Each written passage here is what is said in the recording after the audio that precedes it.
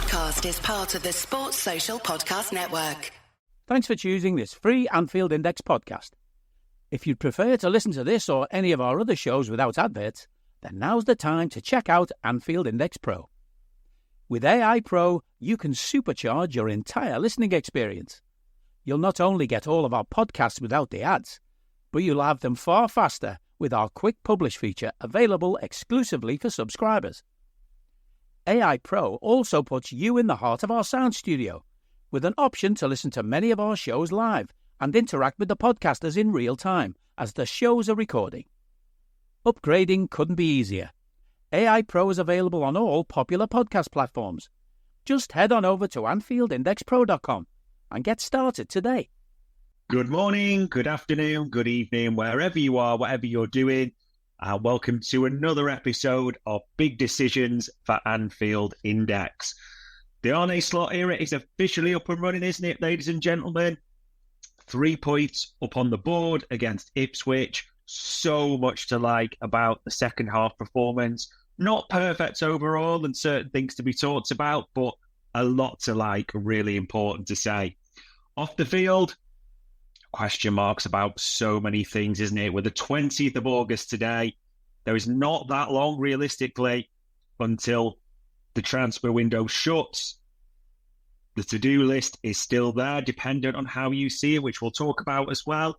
But it's understandable why there might be concern. So I'm your normal host, Dave Davis, here to run you through the big calls, the big decisions, how you see it, give you my thoughts. And as ever with the normal format, we'll talk the topic, we'll talk both sides of the coin. I'll make mine, you can make yours. This is not someone put me telling you what to think. The whole point is we discuss both elements, all points raised, try and make both sides of the case, and leave you, the listener, to decide. There we go, ladies and gents. So we won't kind of do it in normal chronological order. We'll kind of jump backwards a little bit, jump back and forth around a timeline, a bit like Quantum Leap, shall we say. But the first news I really wanted to bring to Big Decision this morning was Marc Guehi, of all people. Now, here's a player that we've apparently looked at before. He's a player that's done really well during the Euros, hasn't he, for England? There's still a bid on the table for him from Newcastle. So people might be saying, well, why are we bringing this into fruition? And that's not yet been accepted or rejected, it seems, by Palace. But here's the reason we're doing it. David Ornstein in his deal sheet report. So that comes out this morning, mentioning there's an impasse between Guehi and Anderson in their situations. His article says, Guehi is appreciated by other sides in the Premier League, including Liverpool. They are looking at centre-backs in case both Joe Gomez and Sepp van der Berg leave. They also know Virgil van Dijk has entered the last 12 months of his contract, and there's no fresh news about a renewal. So this one, what's the big decision about, or big thoughts to make the big decision about Marc Guehi? As a player, very good, a very good defender. I think that's important to say. Did well at the Euros. Let's just not be mocking of a player, whether you like him or not. There's a reason why Newcastle are close to 70 million, or Palace may accept it. It may still go through, we don't know, but we talk Liverpool here, and that's where the link is. Here's the biggest issues with me for Marc Guehi. Number one, he's not left-footed. He could use his left foot, but he's not left-footed. And yes, could he play left-sided centre-back? But he's not really what you'd want there, is he? Let's be honest at the same time. So there's that. And number two, he can't play left-back either. Now, he has in small periods of his career played DM, but that's not what you're buying him for in that regard, is it? I think we've all talked about the willingness for a left-back, or the desire for almost the hybrid. That's one of the phrases of the summer, hasn't it? Someone who can play left-back and centre-back.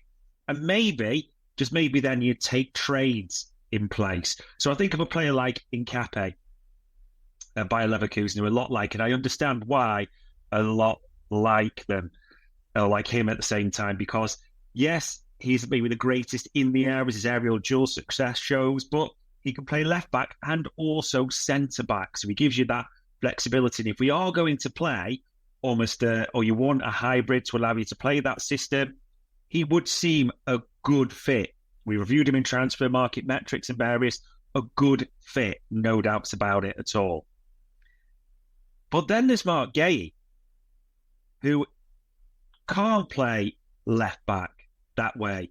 And you look at his aerial duel success stats, and I'm not going to quote them even as I'm looking them here, but let's just say they're well below a normal Liverpool centre-half, like a Quansah, Konate, Van Dijk easily, even Gomez, who, you know, people are suggesting he's going to, or there's reports suggest he's going to be the replacement. So when you hear that name and you think the fee involved, which is, you know, going to have to be 70 million or somewhere around that mark, you just think more questions than answers in terms of position, the way he plays, the aerial style, or lack of aerial success, if you want to call it that. So, yeah, it kind of could be you'd hope one that this is a smokescreen for someone else. We know we've seen that before, but it's not a name I think that's getting fans understandably jumping off their seats. If he does come in, to say if Gomez does depart, like it's likely, maybe Van der Berg as well. Here's the ultimate big decision question for me. If we spend 70 million on Marc Guehi, which is going to take, is he a starter? 70 million on, to me, a player that has abilities, but would be behind VVD, obviously, Konate, Quansah, probably for me. I won't want to see him get, you know, I'd want him to be a rotation, if that makes sense. And 70 million, you want starters coming into the Liverpool team. You look at the fee that we're going to pay Subamendi, the full release clause. That was to be the starting six. We're crystal clear on that. There's just so many things that draw questions and don't fully make sense to me personally about Marc Guehi. And you may have your thoughts. You may see it a different way. You may think he is a potential starter over Konate. I just can't see that myself. Also, I have to be honest, the big decision for me is if this was to happen, there's a lot of hoops to jump through before that does. There's a lot of question marks around Virgil van Dijk, and we'll come to him, isn't there? Because he's, you know, once Steve mentioned in the articles within 12 months, yeah, that throws up a question we don't like to countenance. So that's the first transfer big decision this morning. The second one, ladies and gents, Mamardashvili. Now, the latest update on this is Liverpool are closer to this magic €40 million mark that Valencia and Peter Lim are looking for, and it's all about add-ons. And apparently this latest bid hasn't been rejected, but it's not been accepted, so we're all waiting. Now, at first, the momentum with this was great, wasn't it? We're like succession planning, like that, thinking about Alisson and the risk of covering that, who's the next person. We liked it. We liked the deal. We liked what we've heard as well in terms of, and even at Anfield Index, you know, doing the research and asking a few people as we do, that stats-wise, he profiles very, very similarly to Alisson, but Alisson at Roma, before obviously he went nuclear and had that upturn as he did with us to what he is today, and we know that. There's a lot to like about his profile. There's a lot to like what you saw at the Euros. There was also, the price seemed good. Now, if you think Alisson cost us around 62 million, I know there's add-ons and bits in there, so it might be slightly above. You like the price when you heard even 40 million euros, you're like, that's 34 million. And if he's going to be, you know, go on, it seems a sound investment, especially when you think we're asking 25 million for Kelleher. That's our asking price. He thought there's not that much different. There was essentially a lot to like about that. And that was the thing, the big decision people were making. Yes, transfers weren't happening, but we liked what we were hearing. And now we're all a bit questioning what's going on. Because from all the reports, and again, from what we've got at Anfield Index, there seems to have been considerable haggling over the last week or so about €5 million. Now, that is not a small sum in world terms. God, we all love €5 million. Don't get me wrong on that. But in football terms, it's not the biggest. It really isn't. We have to be honest about that. If we think this keeper is as good as we think he is, or the Liverpool are suggesting he is, isn't 40 million euros still like a good investment? I know Valencia report to have their financial issues, and I'm seeing that even looking now, there's reports on it. But surely it makes so much sense to just get this done and get it done quickly. Because you do wonder if this, falls through, and people are going to say, yes, I get it, we cannot use him straight away, I understand that. But for the small amount, my big decision is, I just don't buy body, I get that, and everyone's going to shout that, I totally understand that as well. But just surely makes sense to get this done. If we think this lad is as good as he is, and listen, we're talking about a goalkeeper, it's a specialist position. We're talking about a guy that we obviously think can be the Alisson replacement, whether it's in a year, 2 years, whenever that is. That is a huge, huge thing to consider a player to be. So is he really not worth the difference between like 29 million to 34 million? Is that what we're saying? But is the Alisson replacement? He profiles as Alisson. At Roma, so similar. Who we paid 60 odd million for. We knew the difficulty in the market. You think back to when it felt like Alisson or Jack Buckland, and think how their careers have gone in terms of real elite. I just worry about haggling over this 5 million. It does not fill me with any confidence, but it might all be mute soon enough. We will have to see. But yeah, my big decision, I'd like to see this closed out, and it does start to worry me about this 5 million point. So yeah, that was that one, ladies and gents. Those are a couple of the transfers that are really buzzing around at the moment, aren't they? The game, honestly, the game on Saturday, this is actually part of the big decisions, but the second half especially, a million things to like, wasn't there, about the chances created? 6 big chances, 16 shots on goal, really could have had more. This isn't actually part of the big decision, but really, really could have had more, and I'll bring some of these to the table. I mean, Luis Diaz lifts that sitter over the bar, Blams one when he cuts in beautifully, doesn't he? Mo Salah puts a one-on-one straight into the goalkeeper. It really could, probably should, have been more, but fortunately we kept a clean sheet. There was just so much to like. Now, probably the thing about the big decision for me on this is it's the slot Konate Quansah situation. Now, I've seen different reports. Alan Shearer going quite hard and saying, if it was a youngster, an experienced player, he wouldn't have done that like he did to Quansah. I was having a dig at the manager. I've seen almost a mixed sentiment from some saying, yeah, it seems harsh, a bit ruthless. But then on the other side, it's clinical, smart, and the result, the outcome is exactly what's needed. I mean, let's examine the facts of what he said, because Arne Slot said post-match, the first thing I said is we don't have to speak about tactics if you lose so many duels. That's not that Jarrell lost every duel. Many of us lost too many duels, but I think we needed Ibu Konate to win those long balls in the air from the number 9. So that helps. That gave us control, but they put so much energy into that first half. We lost almost every long ball, every duel to both sides in the second half when we was ready. I don't think our problem in the first half was our midfield. I think our problem in the first half was more that we lost too many duels. Our defenders lost too many, and our attackers didn't win enough. Quite direct, quite sharp in that regard. No two ways about it. And this is the big decision. How do you take this?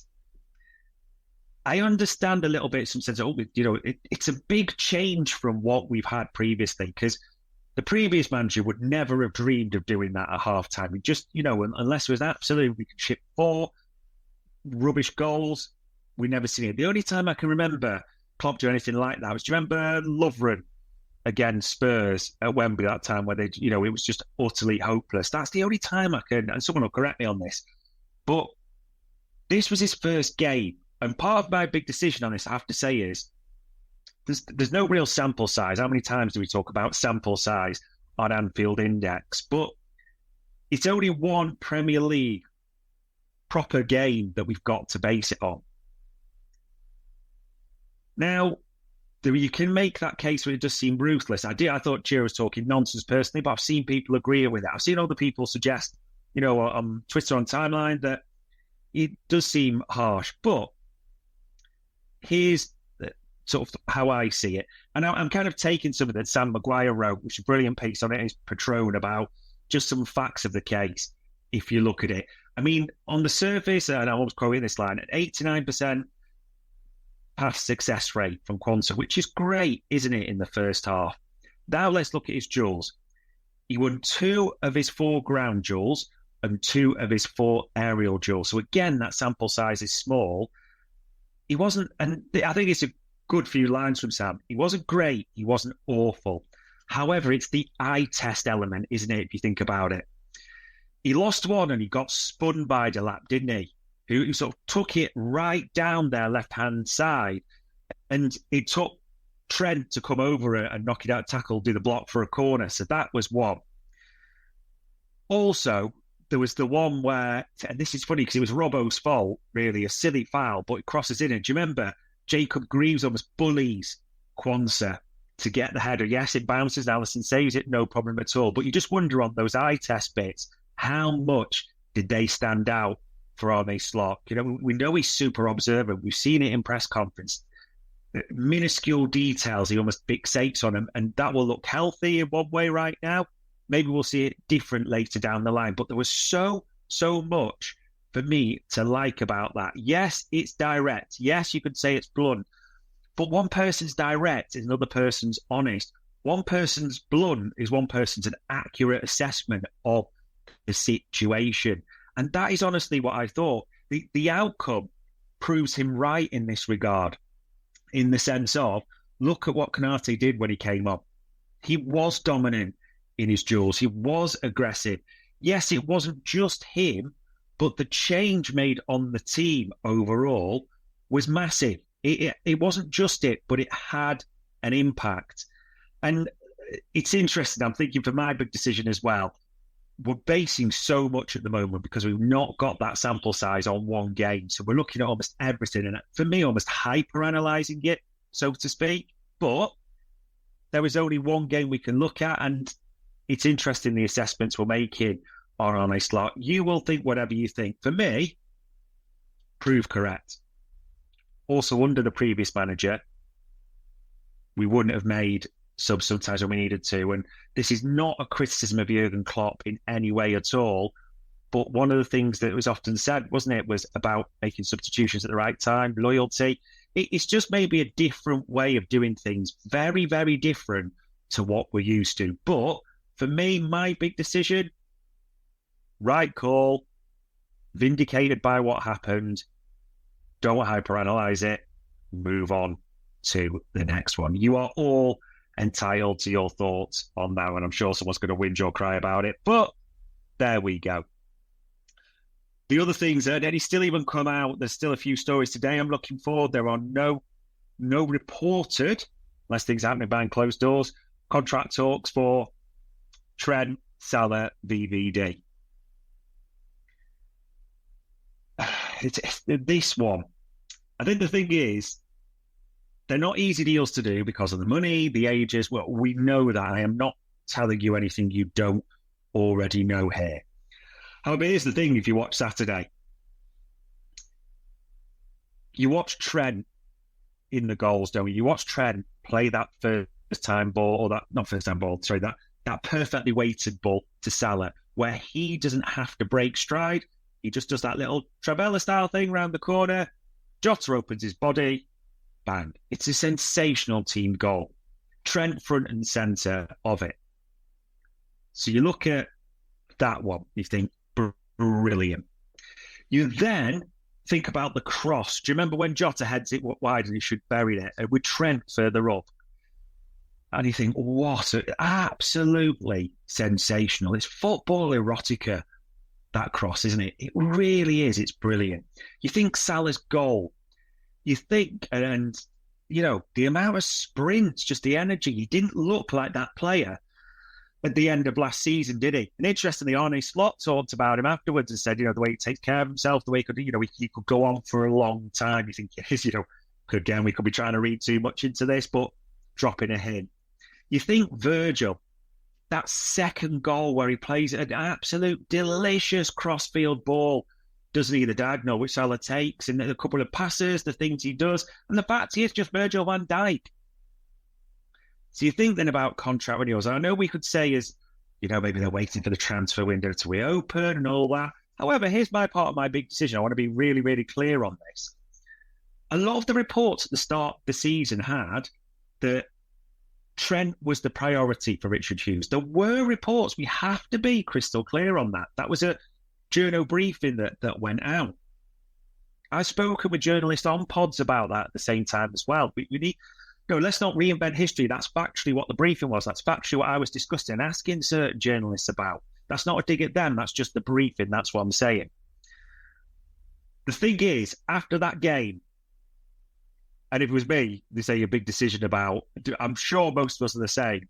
After that game, you'd have gone, right, there's a blank contract, Trent. There's a blank contract. Beat Virgil, Mo, just write a number on there. I'm not going to look. Just don't tell me what the number is. Just write it on there and sign, and we'll done it. Because it was that good, wasn't it? The cross, the pass, the goal, the defending, the cross. Like, you just saw their importance and how important, not that you had any doubt, but they were going to be to the team. And I know people are going to say, and it's right, that even when the window's shut, you can still do these deals. But as time goes on, you just feel it makes it harder. Because you do wish that we were on a massive charm offensive in a way. They might be behind the scenes. I know someone's going to say that as well. But they're so, so important. They're clearly not going to sell any of them, quite rightly, in the year. But to let all three leave on a free, I mean, that is now a realistic possibility, isn't it? And for me, the big just please, someone, I can't influence this, and it's pointless, don't get me wrong, but get it done. Do something quickly, please. Yeah, that would be my wish. And that's not bedwetting, that's not panicking. It's just surely based on what we're seeing, rational. But we'll see what happens with there. We may have to wait a while. Who knows? But that is my big decision on that. Big decision on... This is going to sound hyper negative, but it was my big negative of Saturday. Robbo. I thought he massively struggled. I have to be honest about that. First half, there was that one where for some reason the ball was played a diagonal over, he let it bounce, and he just blatantly shoved over the player who's going off the pitch, literally away from the touchline. Now, that's a stupid foul to start with anyway. It's really, what are you doing?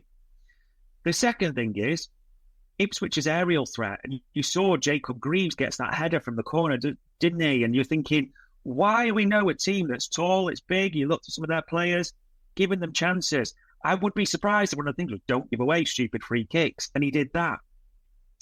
Even earlier in the first half, he played one into Gravenberg, and it was his back to goal. He could see him, John Mari Hutchinson, herring it, absolutely herring it. It was what I call setting up for a leg breaker, as we'd say a good few years ago. It's just a silly pass.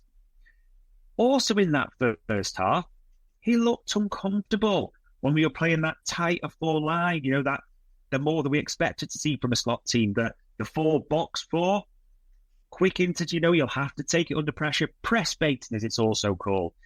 Robbo just looked uncomfortable in it, and he doesn't have that right foot ability at all. I mean, we even saw it one where he kind of half intercepted it, he should have gone with his right, and then half went with his left. You saw it, and it ran on, and it was nearly a chance, and it just wasn't a great day. I think even in the second half, it suited him better as, the fullback spread.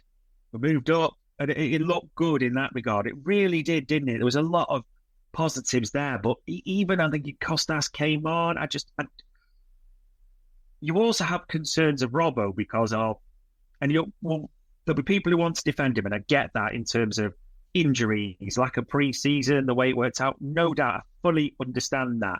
But it was quite clear that even though Tsimikas has had that full pre-season, that he's not going to start for Arne Slot. You've got big question marks about him. That's even a bigger decision for him, isn't it, more than anything? But Robbo was in, and I did think he was the weakness. That also curtails with most people wanted a left back or a left centre back, didn't they? They wanted someone who could play at the left back or centre back that plays on the left as well. Now, people thought, to rival Robbo, but everyone saw the fade. And this sounds horrible because this is a legend of the club, zero doubt about that. There's so much love for Robbo. He's been brilliant, a sensational signing. He has been an absolutely crucial part of what we're doing. But I do have a serious worry. That's my big decision. I think we'd all want to see, and we'd be happier, reassured. And I know there'll be, well, it's not going to happen with Tsimikas and Robbo, when I get that. Sometimes decisions have to be made in certain ways, but I do have my big decision right now, a real Robbo worry. We will see what develops in that side. Richard Hughes. I'll say that name and you will have a different thoughts. Many of you, some of you I suspect, will not be too positive about that name. What will I say about Richard Hughes? I thought the one thing to mention was David Ornstein did a thing, or sort of a little segment on CBS Sports in the US, where he was talking about Liverpool's changes and how big it is. It almost felt like a, I don't be rude, but like a propaganda style piece, and how it's their way or the highway. But he said, speaking to people at Liverpool about Richard Hughes, I'm hearing a lot of good things. And it talks about how it's difficult, the contract situations they inherited, and how, the turnaround, and they only started the job late. It felt very much like an impassioned defence of Richard Hughes. Now, what he's saying isn't false. There's a spin to it for me. And there's an interpretation. Again, this is the interpretation of a big decision that has to be made. However, when Richard Hughes was coming in to work under FSG, Michael Edwards, we all know the structure. You think about the start of the summer and you probably thought, okay, DM, left centre-back or centre-back and plays like, one of those players. Okay, maybe an attacker. That was it for most people, a variation of that. Everyone had the DM, let's not pretend at all. You then thought, right, the contracts, get maybe a couple of them done, we'll have to see with the others, etc. But, big things to say, this is what we wanted. So that's really important, I think, to say. And there's still time in the window, but it almost feels like it's getting to rabbit out the hat time rather than, how you see it. Now, if Mamardashvili comes in, that's a good start. It's a decent, but it's still all the big ticket items are left off. The contracts for the big players, the DM, the left back, it can still happen. And he even gave his timeline, didn't he, himself, to say about nothing in July, August, and then a crescendo at the end. Dear God, it's going to have to be yellow tie deadline day deal at this time, isn't it? It can still happen, absolutely. But I think there's a lot of question marks. There's question marks why, and we fully expect the Mamardashvili to happen, and by the time you listen to this, it could well have happened, or there might be some progress on it. But you do think, the time taken around these €5 million and the haggling, really. If it is Marc Guehi, question marks. I mean, you've seen the brand. I know Liverpool work in the silence, which is great, and we've seen, but the Zubimendi part. It's interesting the way you see that, isn't it? That's part of the big decision around Richard Hughes. Does he get apportioned any blame? I've seen two camps to this. I've seen, the player's turned himself around. He's changed his mind after giving it, so you can't blame Richard Hughes. I can understand that. I could also understand people saying he's rejected a million other clubs, hasn't he, like Arsenal, but this was always a risk you had to be certain, and because of that, you are culpable to an extent by nature. I can make that case as well. Ultimately, you feel Richard Hughes could well be defined by the next 11 to 12 days. And I know someone is going to say contracts can come later. I understand that. But to have had a whole summer window and not in again, we're all don't know what's going to happen. I'm not predicting the future. No one knows before anyone jumps on that. But to land nowhere under the big target, target positions, if you want to call it that, I think you'd all have some real concerns. I think that is fair to allude to. Again, though, you're hoping he does almost pull it out of the bag. Here's my big decision. I want to look stupid a little bit saying this, just to be crystal clear. I want to be saying, like, can't believe I did doubts around Richard Hughes. Edwards, the magic's back. Look, we got the DL. Like, that is what I am desperate to say. And it can still happen. Maybe the big question is right now, what confidence have you got in it? Yeah, well, we'll have to see. But there's a lot of things there, isn't there, around on the field, off the field, which is interesting because the big decision for me is the on the field's most important, always. We all know that. It's about winning, it's about things. And at the start of the summer, you thought there's maybe question marks around Arne Slot and what that can mean. So on the field, but a lot of people were happy with the off the field, weren't they? Edwards, Hughes. And now, after one game and everything, it's like there's so many positives from Arne Slot. We like what we see. We like the style.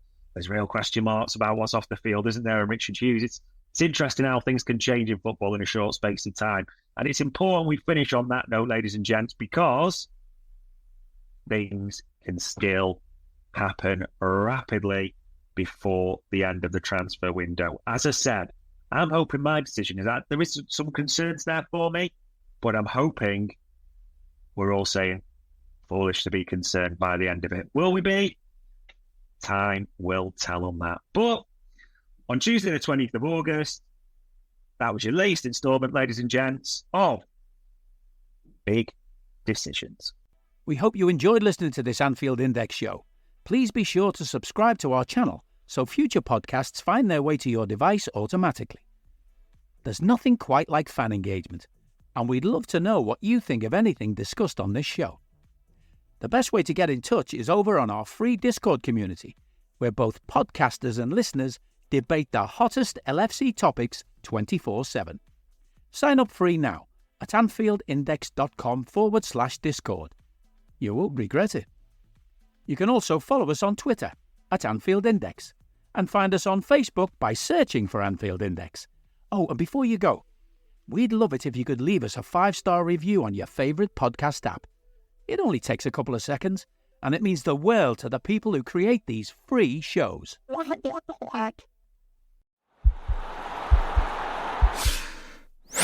This podcast is part of the Sports Social Podcast Network.